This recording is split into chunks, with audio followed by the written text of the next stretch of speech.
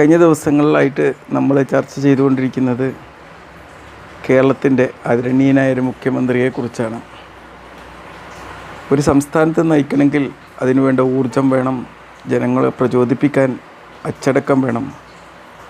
VD. സതീശനെ കാണുമ്പോഴൊക്കെ നമുക്ക് അതിനു വേണ്ടിയിട്ടുള്ള ഉത്സാഹവും ശാന്തവും ചിരിച്ച മുഖത്തോടെയുമുള്ള അദ്ദേഹത്തെ നമ്മൾ കാണുമ്പം എനിക്ക് ഞാൻ കണ്ട അദ്ദേഹത്തിൻ്റെ ജീവിതത്തിൽ നിന്ന് നമുക്കും കുറച്ചൊക്കെ പഠിക്കാനുണ്ട് എന്ന് തോന്നിപ്പോയിട്ടുണ്ട്. നമുക്ക് ആരോഗ്യത്തോടെ നിലനിൽക്കണമെങ്കിൽ ഒരു മോട്ടിവേഷൻ വരാൻ കാത്തിരിക്കേണ്ടതില്ല.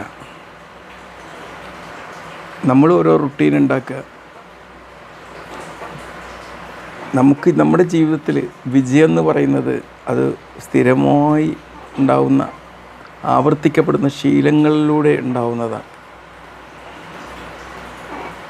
മനസ്സിലായില്ലേ? പിന്നെ ഫിസിക്കൽ ആക്ടിവിറ്റി നമുക്കറിയാം. ചലനം എന്ന് പറഞ്ഞാൽ അത് മരുന്നാണ്.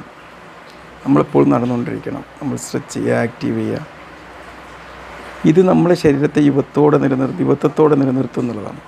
നമുക്കറിയാം നമ്മുടെ മുഖ്യമന്ത്രി എപ്പോഴും വളരെ ആക്റ്റീവായി ചലിച്ച് നീങ്ങുന്നൊരു മനുഷ്യനാണ്. പുഞ്ചിരി കൈവിടാതെ എപ്പോഴും ചലിച്ചുകൊണ്ടിരിക്കും. നമുക്കൊരു പദവി കിട്ടിക്കഴിഞ്ഞാൽ ആ ഒരു കസേരമേൽ ഇങ്ങനെ ഉറച്ചിരിക്കാൻ വേണ്ടിയുള്ളതല്ല, ആ കസേരയിൽ നിന്ന് എഴുന്നേറ്റ് ശരീരത്തെ ജനങ്ങൾക്കിടയിലൂടെയും മറ്റെല്ലാ പ്രശ്നങ്ങൾക്കിടയിൽ നടന്നു നീക്കാനുള്ളതാണ്. നമുക്കറിയാം നമ്മുടെ ജീവിതം എന്ന് പറഞ്ഞു കഴിഞ്ഞാൽ ഒരുപാട് സമ്മർദ്ദങ്ങളുടെ, ഒരാൾ മുഖ്യമന്ത്രി ആവാന്ന് കഴിഞ്ഞ് കഴിഞ്ഞാൽ 1000 സമ്മർദ്ദങ്ങളിലേക്കും 10,000കണക്കിന് വിമർശനങ്ങളുടെയും ഇടയിലേക്കാണ് ഒരാളെ, ഒരു മുൾക്കിരീടാണത് ശരിക്കും. ജീവിതമാണെങ്കിലും നേതൃത്വമാണെങ്കിലും സമ്മർദ്ദങ്ങൾ കൊണ്ട് നിറഞ്ഞതായിരിക്കും. സ്വന്തം പാർട്ടിയിൽ നിന്നും പുറത്തു നിന്നും ഇപ്പുറത്തു നിന്നൊക്കെ ഒളിയമ്പുകൾ എഴുതുകൊണ്ടിരിക്കുന്നവരായിരിക്കും. ഇത്തരം ഘട്ടത്തിൽ ഒരു മനുഷ്യന് വേണ്ടത് സ്വന്തം വികാരങ്ങളെ ബുദ്ധിപൂർവ്വം നേരിടാനുള്ള ബുദ്ധിയാണ്, എമോഷണൽ ഇൻ്റലിജൻസാണ്.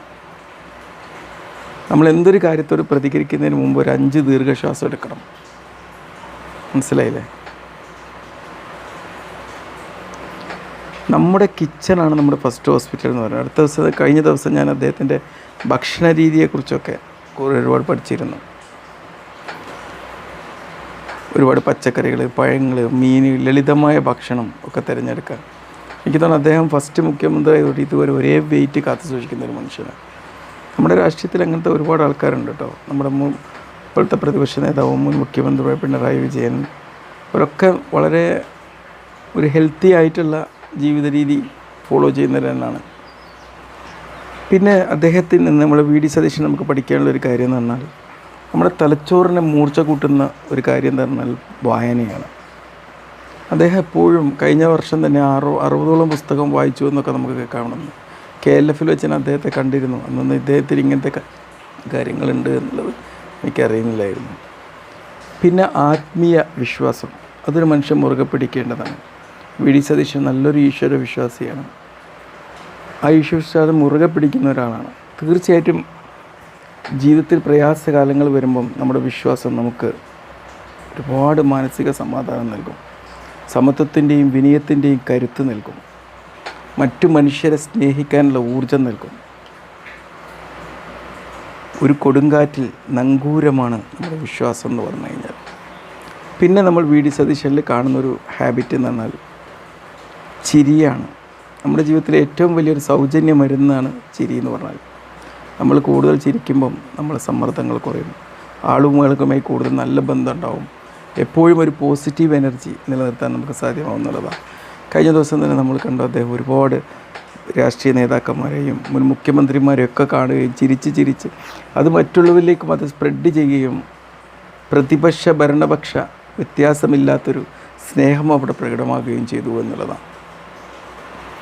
നമുക്ക് ജീവിതത്തിൽ വേണ്ടത് അച്ചടക്കം, ശാരീരിക ചലനം, മാനസിക നിയന്ത്രണം, നല്ല ഭക്ഷണം, വായന, വിശ്വാസം, ചിരി. ഇതൊരു രാഷ്ട്രീയ ശീലങ്ങളല്ല. നമ്മുടെ മുഖ്യമന്ത്രിയിൽ നിന്ന് നമ്മൾ പഠിക്കേണ്ട വിജയകരമായ ജീവിതശൈലികളാണ്. രാഷ്ട്രീയം എന്തായാലും നല്ല ശീലങ്ങൾ ആരിൽ കണ്ടാലും അത് പഠിക്കാൻ നമ്മൾ തയ്യാറാവണം. ഇന്ന് തന്നെ തുടങ്ങുക. നമുക്കും തുടങ്ങാം. 10 മിനിറ്റ് നടത്തം, 10 മിനിറ്റ് വായന, കൂടുതൽ ചിരിക്കുക, നല്ല ഭക്ഷണം കഴിക്കുക, ദീർഘശ്വാസം ഉള്ളോട്ടെടുക്കുക. നമ്മുടെ മുഖ്യമന്ത്രി ഞാൻ കണ്ട ഈ ശീലങ്ങൾ നമ്മളും പകർത്താൻ വേണ്ടി നോക്കാം. Okay, by.